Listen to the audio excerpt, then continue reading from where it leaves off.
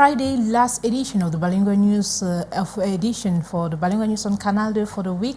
Your uncles, Sherifa Saleh and Titi Freeman. Good Friday, Titi. Merci. Bon vendredi, Saleh Sherifa. Mesdames, Messieurs, bonjour. Il est 13 h. Bon appétit si vous êtes à table. Voici les titres de votre journal.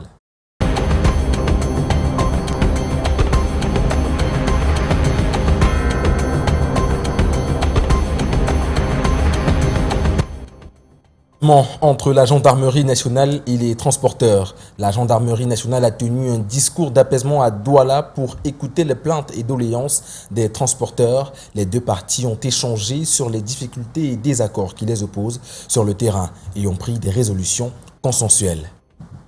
Suspects are in custody at the Izeka National Gendarmerie after the assassination of a prominent farmer's son in Bisumba village, Nyongankele, in the Central region. The crime reportedly followed a dispute over household chores, with the alleged killer trying to expel a co-worker from the house. 60 ans de partenariat entre la Banque africaine de développement et le Cameroun. La capitale Yaoundé a accueilli les célébrations de cette longue collaboration.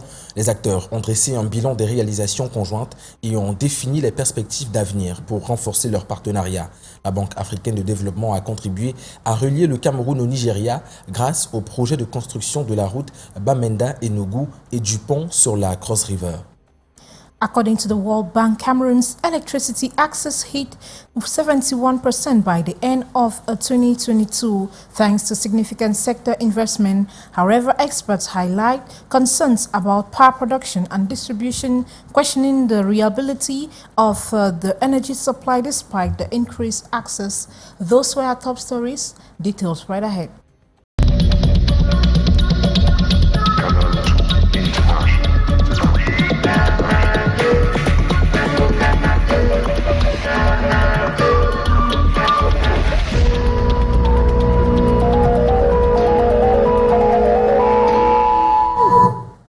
Une fois de plus, bonjour à tous, mesdames, messieurs, vous faites bien d'avoir choisi Canal 2 International pour vous informer. Et vous l'avez suivi en titre, les transporteurs et responsables de la gendarmerie nationale ont évalué le 16 octobre dernier leur niveau de coopération. L'assise tenue à Douala a permis à chaque partie de recenser les difficultés afin de trouver des solutions consensuelles.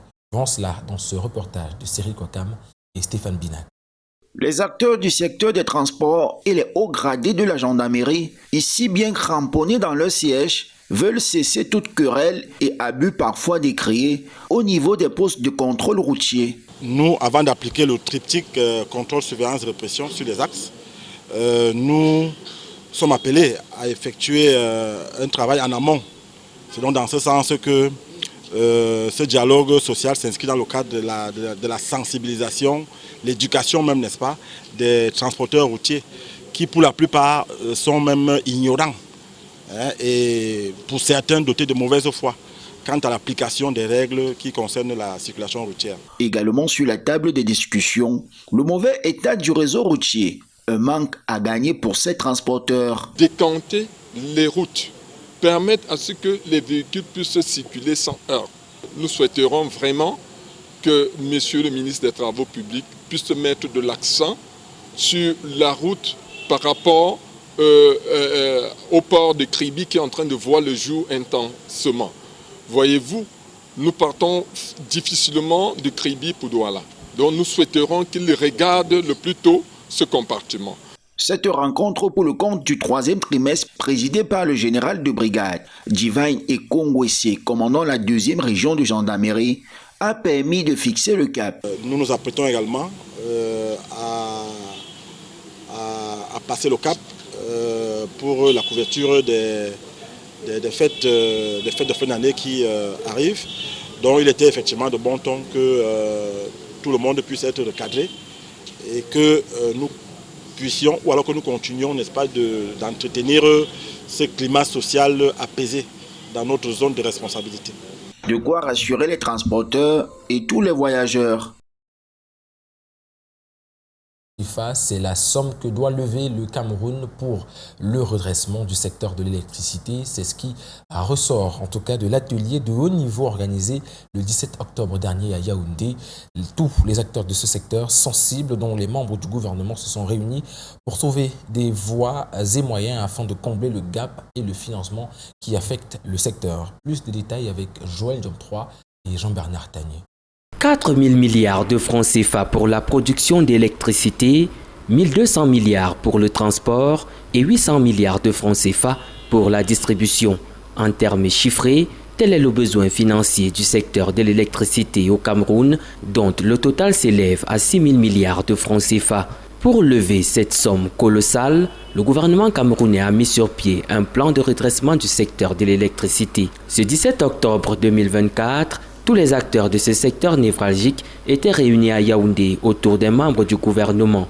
Ce plan se décline en 7 axes. Parmi ceux-ci, l'évolution du mix énergétique vers un mix moins onéreux, le renforcement et l'extension des réseaux de transport de l'électricité, l'amélioration de la performance des opérateurs du secteur de l'électricité. La situation de l'entreprise en charge de la distribution de l'électricité a aussi retenu l'attention, notamment sa dette estimée à 800 milliards de francs CFA. Son directeur général, en prenant la parole, a clairement indiqué que ces chiffres seraient en deçà.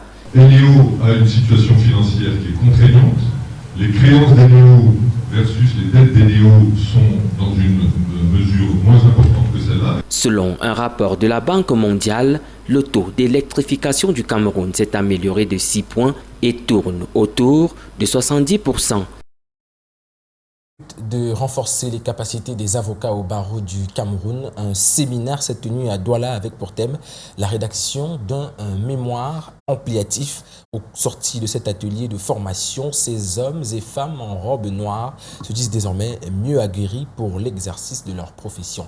On voit cela avec Corinne Jovialta-Sanquin et Thierry Nana. Renforcer les capacités des avocats au barreau du Cameroun, anciens ou nouveaux, c'est ce qui a fait l'objet d'un séminaire à Douala le 14 octobre dernier. Le Cameroun, parmi les barreaux africains, et je ne parle pas des Français, est le seul qui ne fait pas de formation continue pour les avocats. Et il y a un laisser-aller, et on sent très bien, devant les juridictions qui sont rendues, qu'il y a un manque de connaissances. Alors j'ai eu cette idée d'essayer de renforcer les capacités des avocats en lançant plusieurs séminaires dans le Cameroun pour permettre aux avocats d'être assez outillés. Le séminaire dont le thème est la rédaction du mémoire ampliatif apparaît comme une véritable aubaine chez les hommes et femmes en robe noire. Pour moi, c'est une occasion très exceptionnelle de pouvoir me mettre à l'école, particulièrement de la rédaction de ce mémoire, pour ne pas sacrifier demain mes clients qui viendront me confier le plus souvent des intérêts très important. La profession d'avocat étant élitiste, elle exige l'excellence. Le 13h se poursuit en langue anglaise avec vous. Salut Sherifa.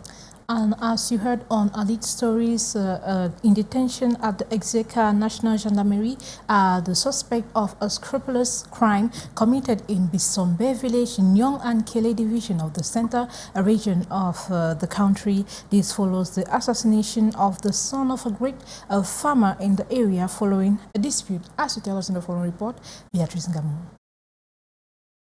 Sacrificial lamb on the altar of vengeance. Justin Diki, in his 30s, son of a prosperous cocoa farmer at Besombe by Bonmakak, Nyong and Kele division of the Central Region. 3 workers of the father in cohabitation, the sharing of house chores, bone of contention. Conflicts that erupted last October 11, 2024, as the others were trying to send one away. Justin, the house owner, was not okay with the expulsion, and angered with his mediation, the workers opt for a deadly vengeance. Il ira se saisir d'une machette. He used the machete he cultivates with to slit the throat of Justin during the quarrel. Lors de cette altercation. Justin Dickey butchered like in the slaughterhouse. The village that fateful night in total outburst. The National Gendarmerie alerted.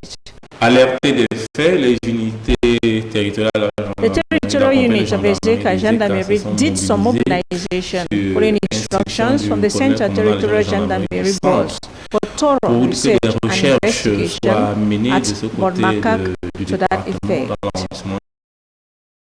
Well, we're very sorry for the quality of that story, and we shall be bringing it back to you in our subsequent newscasts. And still in the criminality lane, the police have succeeded to arrest a gang of 6 who for over 7 months have raided homes, commercial centers and structures in the Dragash and Coleton and Regi neighborhoods in Yaoundé, making away with valuables which they sell as spare parts. Still with you, Beatrice Ngamu.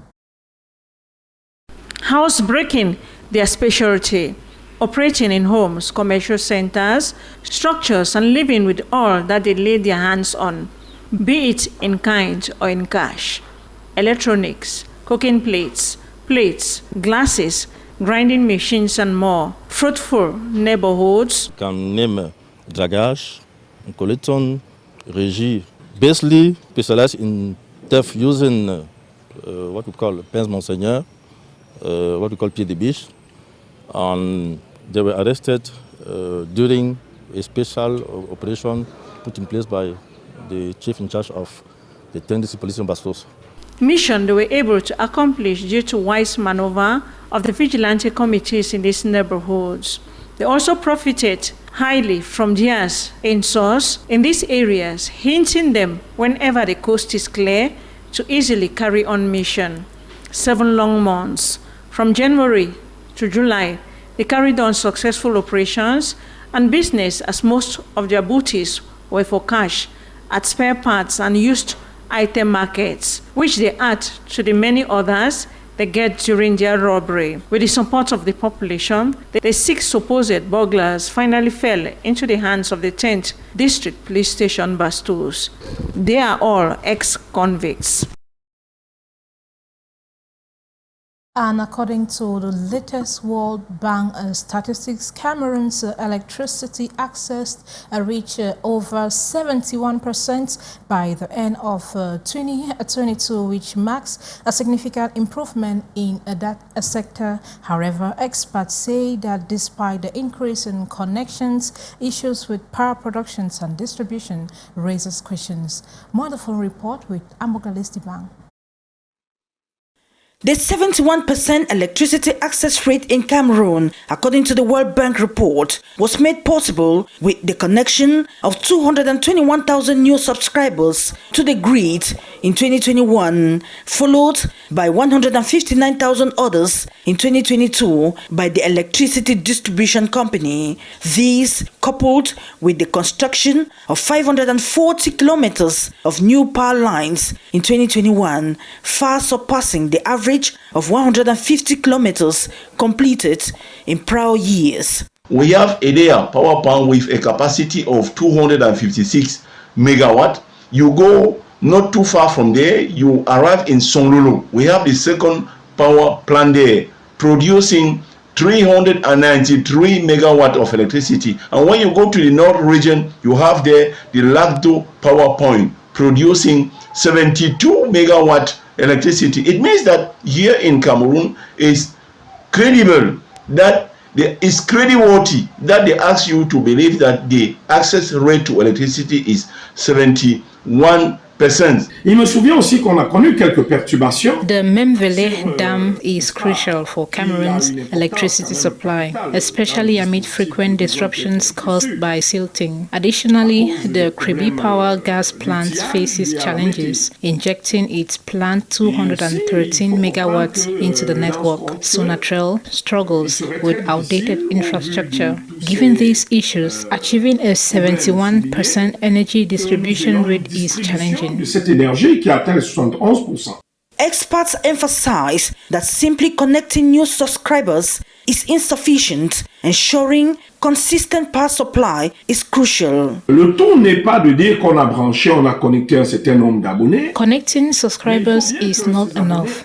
It's essential to ensure they receive consistent quality power. Recently, I witnessed villages in the center region that went without electricity for 2 weeks to even 3 months. 3 mois sans électricité. Don't believe that due to the fact that the average rate of electricity is higher, that you cannot face power shortage. Both experts are convinced that the completion of the Kikot Dam, expected in a few years, could add up to 2,000 megawatts of capacity to the grid, potentially alleviating some of the current constraints. Until then, Cameroon's electricity supply may remain inconsistent despite the growing number of connections.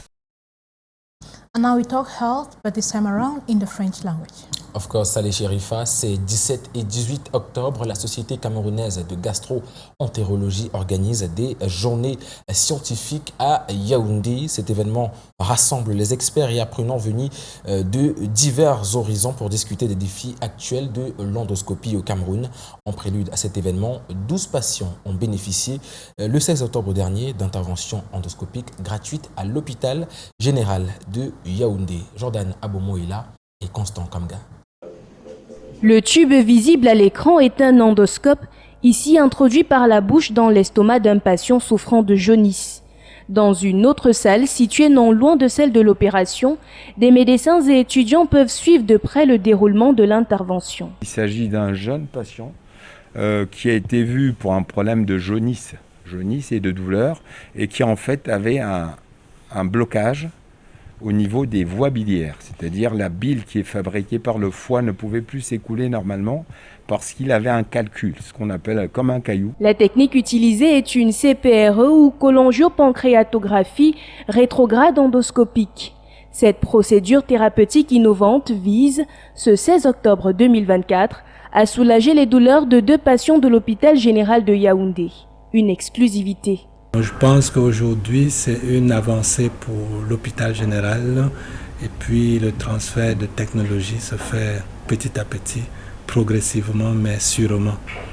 Je voudrais également dire merci à notre partenaire, l'hôpital Saint-Quentin en France, qui nous a accompagnés dans cette initiative. Cette mission médicale particulière durera une journée entière, avec pour objectif de faire bénéficier 12 patients souffrant de diverses pathologies du tube digestif d'intervention endoscopique. Au terme de ces journées, on espère que les 12 malades vont bénéficier de ces différentes techniques d'endoscopie thérapeutique et qu'ils seront tous soulagés. La mission se tient en prélude aux 26e journées scientifiques de la Société camerounaise de gastro-entérologie, prévue les 17 et 18 octobre prochains à Yaoundé. On reste en santé pour évoquer cette aubaine pour les patients ayant des soucis d'audition, de vertige, de troubles du sommeil. Une campagne des soins de l'oreille bat son plein à Yaoundé. Les consultations qui se déroulent à l'hôpital gynéco-obstétrique de la capitale et au centre médical Charlemagne sont un fruit de la coopération germano-camerounaise. Immersion dans les sillons de quelques conduits auditifs avec Janice Kamga. On charge une oreille, d'accord ? Depuis le 14 octobre, c'est une campagne en duplex qui est menée à l'hôpital gynéco-obstétrique de Yaoundé et ici au centre médical Charlemagne. Si d'un côté, les patients se succèdent pour bénéficier de consultations gratuites, de soins plus accessibles et de prothèses auditives à coût réduit, de l'autre, à l'avenue Germaine, la visite d'une invitée de marque, Corinna Fricker, ambassadeur de la République fédérale d'Allemagne au Cameroun, traduit l'intérêt de ce pays ami pour ce fruit de la coopération. La maladie des oreilles, c'est une chose grave et il y a beaucoup de méthodes à aider. Si ça serait diagnostiqué correctement. Ce centre qui a été mis sur pied en 2022 a pour objectif d'aider la population dans le domaine de l'ORL au départ, mais dans d'autres disciplines sûrement un peu plus tard, et permettre d'avoir un diagnostic correct dans le domaine de l'ORL. Si depuis 2013, le pont entre Yaoundé et Berlin s'est renforcé par une mission chirurgicale dénommée Ear Camp Cameroun, elle s'est progressivement dotée d'un matériel de pointe afin de s'attaquer aussi à la problématique du vertige qui devient récurrente. Pour étendre son action sur le terrain, la vision s'élargit.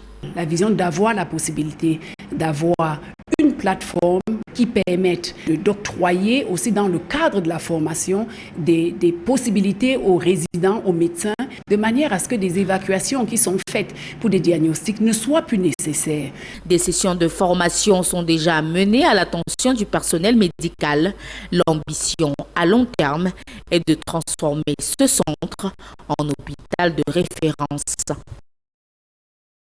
Pour la qualité de cet élément. Il est 13h passé de 20 minutes. Le journal télévisé bilingue se poursuit en langue anglaise avec vous, Saleh Sherifa.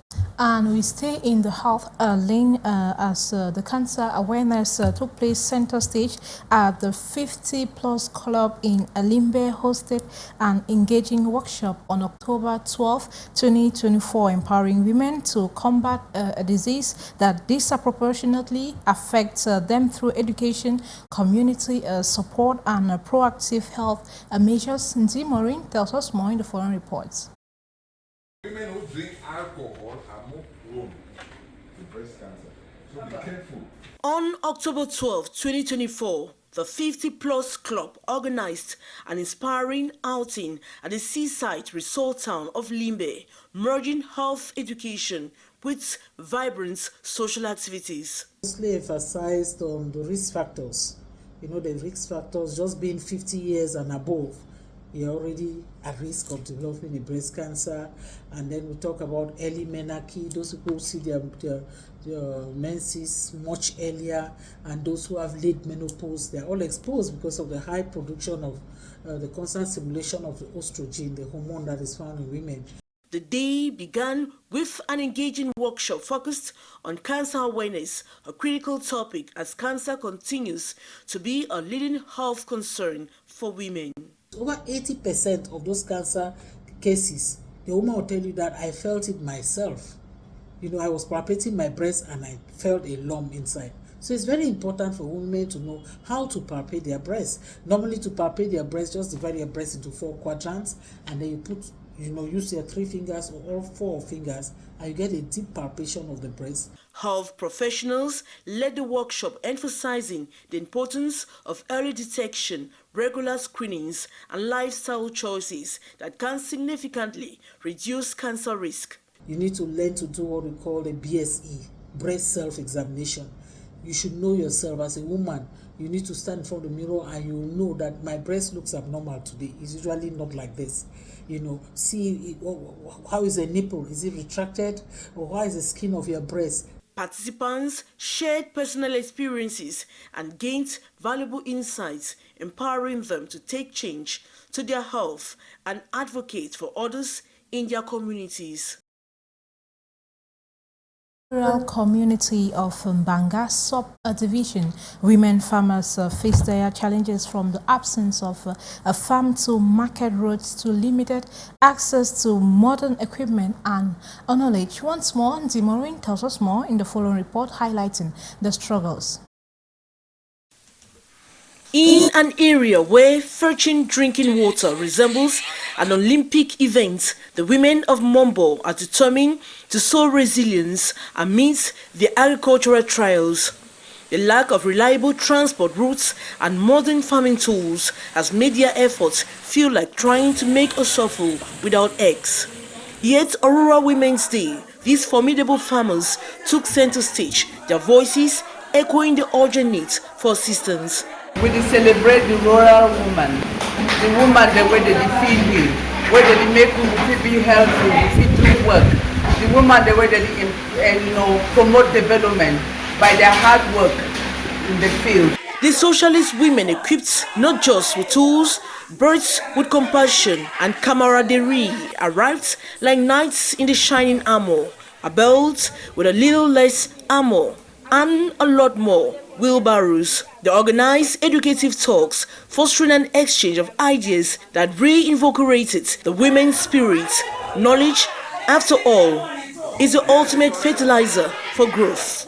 This woman, they get a lot of challenges.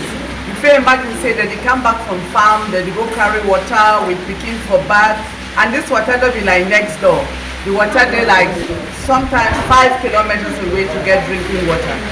In a gesture that could make even Santa envious, the socialist women distributed gifts such as wheelbarrows, hoes, cutlasses, and trucks, all designed to facilitate the farmers' arduous work. The excitement was palpable. One might have thought the way at a holiday party rather than a serious agricultural meeting. Furthermore, many women formed small groups and cooperatives uniting to tackle their challenges with renewed determination. The collaborative spirit was bolstered by the presence of Gladys Njoko and also the first assistant mayor and other officials who joined the celebration with an air of support and enthusiasm. And the next part of the news is in the French language with Yusuf Freeman. Et on parle diplomatie à présent. Le consul général de Sierra Leone, Dram Bassomba, a reçu son exéquatur du gouverneur de la région du littoral, Samuel Dieudonné Ivara Diboua. Lors de cet événement diplomatique hier, 17 octobre, le consul a été chargé de préserver les intérêts communs du Cameroun et de la Sierra Leone. Corinne Jovial-Tassanquin et Marius Cosson. Dram Bassamba a officiellement reçu son exéquatur ce 17 octobre pour opérer au Cameroun en tant que consul honoraire de Sierra Leone à Douala. L'exéquatur a été remis par le gouverneur de la région du littoral, Samuel Dieudonné Ivara Diboua. Cette démarche diplomatique vise à renforcer les liens de coopération entre le Cameroun et la Sierra Leone. En tant qu'homme de terrain, vous connaissez le Cameroun et ses potentialités, mais plus encore la ville de Douala, votre désormais circonscription consulaire. Vous avez là, dès à présent, la responsabilité de fertiliser et de rendre plus vivants les liens bilatéraux d'amitié qui unissent nos deux pays et de renforcer cette coopération en puissance. Le désormais consul honoraire à Douala est conscient de la tâche qui lui a été confiée et est prêt à la mener à bien. C'est d'abord une fierté pour moi. Je sais ce qui m'attend. C'est quelque chose que je faisais même d'ailleurs avant. Donc, je suis conscient, je suis prêt. Entrepreneur de 48 ans, Dram Bassamba est installé au Cameroun depuis 28 ans et investi dans plusieurs autres domaines. Il aura notamment occupé les fonctions de directeur de ventes et des exploitations à Sarata Travel Agency Cameroun de 2001 à 2006. En économie, la Banque africaine de développement souffle sur sa 60e bougie. Plus de 6 décennies d'investissement dans ses États membres, le Cameroun en l'occurrence célèbre à Yaoundé, occasion de magnifier l'investissement injecté par cette structure pour le bien-être des populations dans les secteurs de l'agriculture, l'énergie, le transport. Occasion également pour nous d'ouvrir le portefeuille de ce partenariat avec Karel Mezetchachoya et Samuel Ebakissé. Renforcer la résilience économique et améliorer la qualité de Le portefeuille du partenariat qui lie le Cameroun à la Banque africaine de développement depuis des années représente 2,5 milliards de dollars. Le taux d'encaissement s'établit à 46%. Les opérations du secteur public national représentent un volume de 72%. À ceci s'ajoutent celles du secteur public au niveau régional. Également considérées les initiatives qui relèvent du secteur privé avec un taux de 7,5%. Le prêt, quant à lui, se situe autour de 95,7%. Un bref aperçu de l'investissement injecté par la BAD dans le pays pour le bien-être des populations. Et nous sommes fiers de dire, après ces 60 ans, que nous avons relevé le niveau de vie de nos populations. L'espérance, la vie sur le continent a progressé. La qualité de la vie s'est améliorée. Le gouvernement s'en réjouit, tout en relevant les efforts à fournir dans la même lancée. Les économies souffrent de l'extrême extraversion. Ce n'est pas favorable à la création des conditions d'une prospérité structurelle sur le continent. Le développement des chaînes de valeur industrielles africaines, créatrices de prospérité, créatrices de manière durable de prospérité, constitue à cet égard le levier susceptible d'avoir une influence positive au plan macroéconomique, budgétaire, ainsi qu'en matière de gouvernance et de développement du capital humain.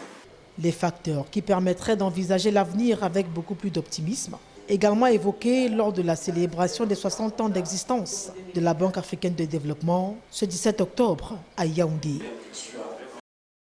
Voilà qui met un terme à cette dernière livraison de la semaine pour ce qui est du Trésor. Mesdames, Messieurs, de votre attention, merci. Restez en compagnie des programmes de Canal International.